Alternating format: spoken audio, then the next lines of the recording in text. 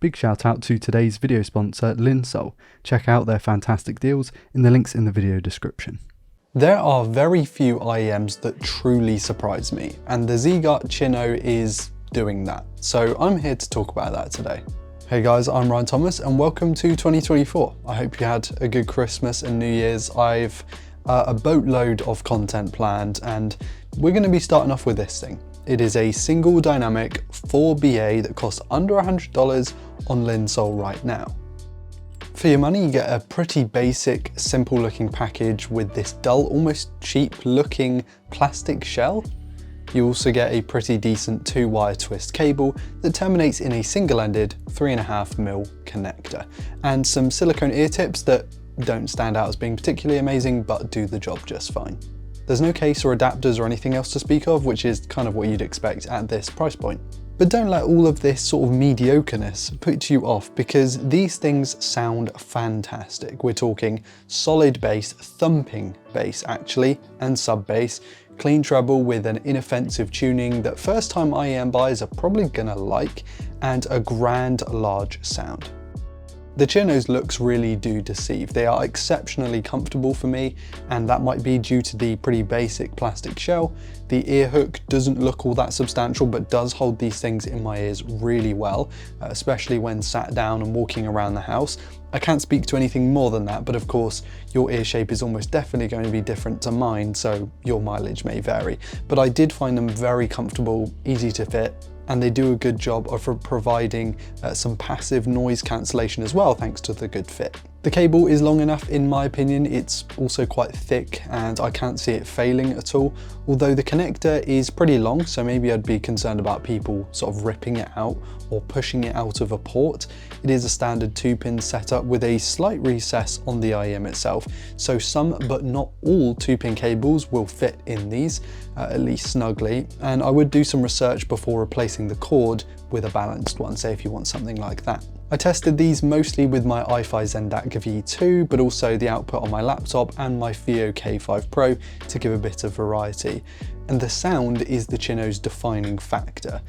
There are IEMs out there that come with an amazing accessory package, designs that are very wacky, but this one, it's all about the sound. There's plenty of width and depth to the soundstage and imaging, which is to say pointing out the individual elements in a 360-degree space is really easy to do with these. I found particularly in gaming, the Cinno is absolutely fantastic. ZiiGaat's marketing material describes the single dynamic as handling all of the bass, then 2 mid to high BAs and 2 ultra treble BAs. And if you're sensitive to sibilants or otherwise not a fan of treble in general, don't worry, ultra treble really isn't ultra. This thing isn't particularly sparkly in that regard. It's very smooth and I don't imagine many people would find it offensive or uncomfortable, because in truth, these IEMs are incredibly comfortable for listening to things for long times. I mean, I was using these for 8 hours with absolutely no fatigue problems, either physically or with the audio itself.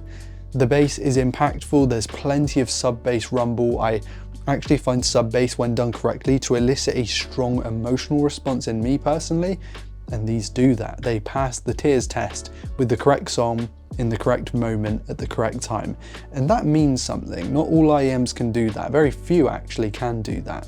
Needless to say, the note weight is very strong and it's substantial, and if you like rock or jazz or funk, you get that grunt and raw from your music. These things, they do that really well. And actually I found that sort of, Rage Against the Machine just sounds extra powerful with these things. Vocals are clear and crisp, they're pretty forward without being overbearing, and you know what, I quite like that sound. The Cinno has a natural timbre to my ear, and everything thumped and sounded clean with pretty much no bass bleed whatsoever, which is also great to see in a product at this price point. I'd call this set more lean back than lean in, to use John Darko's metaphors. What that means is they sound chill. They're very engaging, but instead of overly forward and direct, they allow you to sit back and listen to your music and just enjoy it without feeling like you're listening to it critically. This might be my new go-to set for most stuff because it just sounds light, airy, yet powerful with fast, clean bass. They also weigh pretty much nothing, which helps when listening for long times, as I mentioned earlier, and just the overall feeling of I'm putting something in my ear, but I want to forget that it's there and just enjoy what I'm listening to. That's what these are good at. I did try gaming with these and found their solid soundstage and imaging to be a particular highlight. You're gonna hear footsteps better with these than most gaming headsets, but they aren't the kings of overall detail retrieval, and I think the final VR3000s, if you can fit them in your ear, or more generally the ZiiGaat EM6L, have these beaten in the overall gaming regard, but I don't think either of those offer the comfort or the musical performance, nor the value, of the Cinno.